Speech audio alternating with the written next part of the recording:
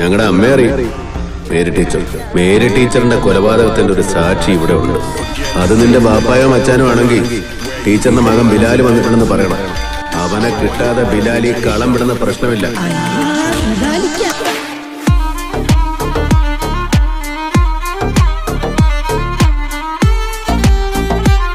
കോളനിയിൽ കയറി അവനെ പൊക്കുക എന്ന് പറഞ്ഞാൽ ചില ചടങ്ങ്.